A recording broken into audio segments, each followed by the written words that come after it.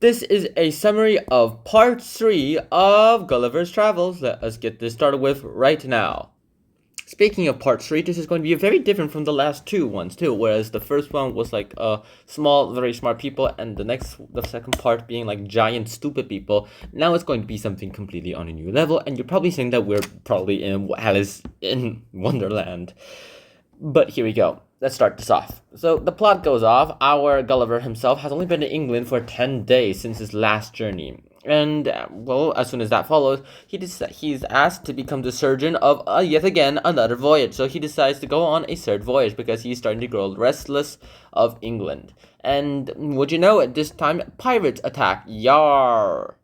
Shiver me timbers, you swallywag. So this guy's apparently Dutch. And then there's also a Japanese captain, a Japanese pirate as well too, who decides that everyone should become merciful, no one should die. But then this guy goes ahead and tells the Dutch person that the Japanese man, who is not even a Christian, is the one who saves his life, whereas he himself is a fellow Christian as the Dutch, and so he is stupid.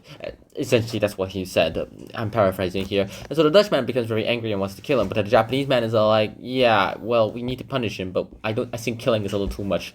We're going to do this. We're going to send him on a lifeboat and make sure that he just has 4 days provision. No, he should only have 2 days provision. I'll give him 4 days provision from my own stores, and then, well, that's it. We'll see how he fares. And so our surgeon himself Gulliver gets inside a lifeboat with 4 days of food provisions on the boat with him, and he goes ahead and rows across the shores, and he finds an island. He decides to dock on that island, and he goes inside a cave where he decides to stay for a little bit. And as a result, he goes ahead and figures out that the island itself is actually not just a little bit part of something bigger. In fact, there's a floating island up in the sky. And it's over there that he goes ahead and sees that, hey, this is going to be pretty good. And so he goes ahead and screams towards him, hey, there's a human down here. I want to go and talk to you guys. And then the inhabitants of the island decide that, okay, there's actually a guy down there. And so they decide to just lower their island somehow, goes ahead and pulls on a rope where our Gulliver himself pulls himself up onto the island. And now that they're on the island, here's what he sees. He finds out that the inhabitants are a little bit weird. Their heads are all cocked to one side, with one eye facing outwards and one eye facing inwards, and they're like little doodly people. They look like geometric shapes, and like I like to imagine them as geometric shapes because of their love for math. So like one eye going in, one eye going out.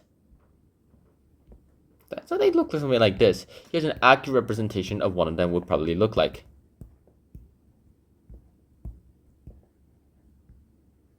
This is probably what one of them would look like in real life. And as a result, our Gulliver is fascinated by these people. And then he finds out that they're speaking a very completely different language. So since drawing them like that is very difficult, I'm just going to draw them like normal people, but like little geometric square heads. He's going ahead and he's presented towards the king, who goes ahead and he must not be disturbed from his mathematical formulas. And then when he is given a chance to them to go ahead and smack him in the head to wake him up, they smack him on the head and he goes ahead and talks to him in some sort of language. And then they smack Gulliver on the head, thinking that he also needs to be modified in the same way. He tries to tell them that he doesn't need this, but to no avail. What happens next is this. The king goes ahead and sends a tutor to go ahead and teach the Gulliver some parts of their language, and he learns some of the parts of their language too, some sentences. He realizes that their language is heavily based on mathematics, due to their love for continued mathematics and the fact that they actually hate practical geometry so much that they would go ahead and make sure that none of their buildings had right angles in them. It would all be obtuse angles. There are no right angles. No, this will be banned. Instead, they would go ahead and make them something like this.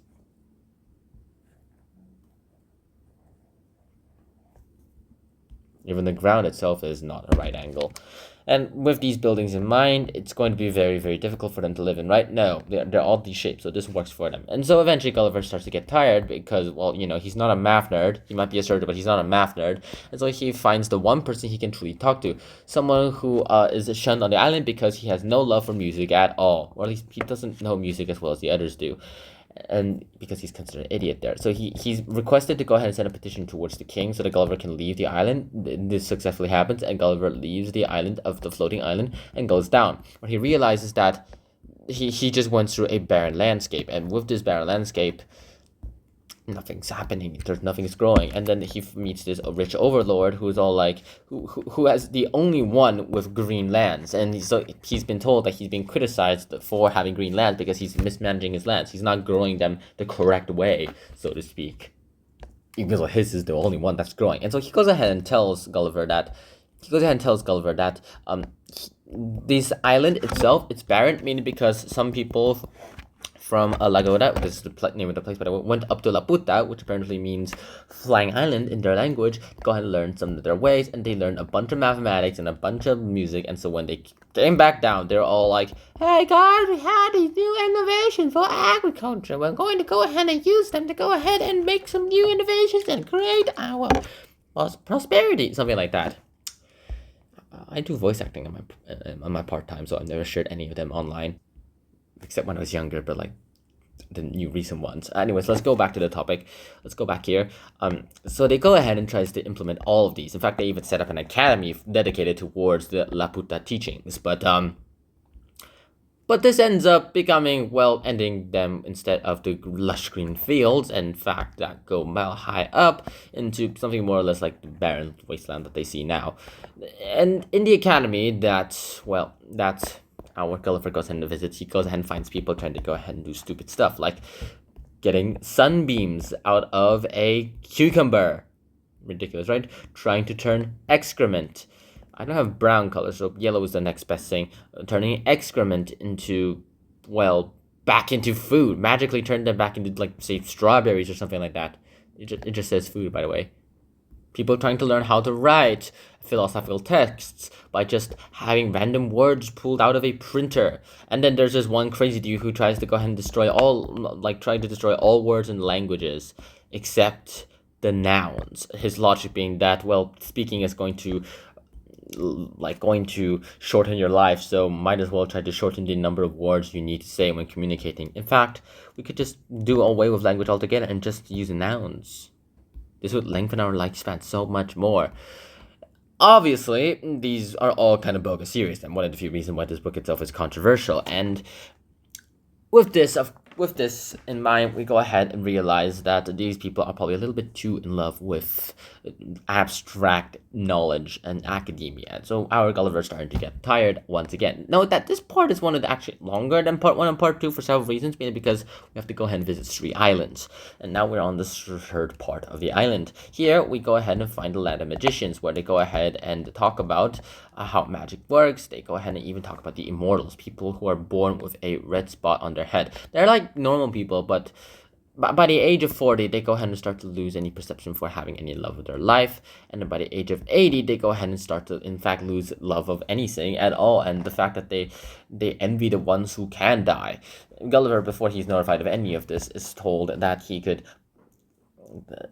for any of these, is told about all this. But something that I should probably mention before about immortality, I forgot to mention, was that before he goes and visits the immortality people, he visits the king of the land of the magicians, and he goes ahead and tells them all that, okay, so here's the thing, I can go ahead and summon any historical figure who goes ahead and becomes my servant for no more than 24 hours, and I cannot summon them again for another 3 months. So I can only summon one specific, and like any man I summon will have to wait 3 months to be summoned again, and they can only come back from the dead into becoming the undead for about 3 months. So our Gulliver has some great time going and talking with historical figures such as Aristotle and Plato and Rene Descartes, etc., that he would always wanted to have talked to, and with that he realizes that they're all actually very nice people. He even talks to Alexander the Great, who reassures him that instead of dying of poisoning, he died of heavy drinking. And now we talk about the immortality people. So this is the part where he's told about everything about the immortal people, their personalities and things. And then we have them. He meets some of them, and he starts to realize that maybe he probably shouldn't wish for immortality at all. He should probably be alright dying, because humans cannot perceive immortality. They should probably never be immortal, because we are never meant to be immortal. We're not gods. But he wants to leave the island. He wants to go back to England, but he isn't allowed. So somehow finds a passage to Japan, and then from Japan he goes and pretends to be a Dutchman, so he can go ahead and get onto like a Dutch ship so that he can go to Holland, and from Holland he can go back home to his native country, England. England. And when he returns home, he finds his wife and kids somehow. He finds his entire family still somehow healthy. He's been gone for about like 5 years now. So that's it. I hope you guys enjoyed this episode of Hanchon. I hope to see you guys soon in part 4 summary and the full book summary and the full book analysis. And until then, Shihona, peace. Bye bye.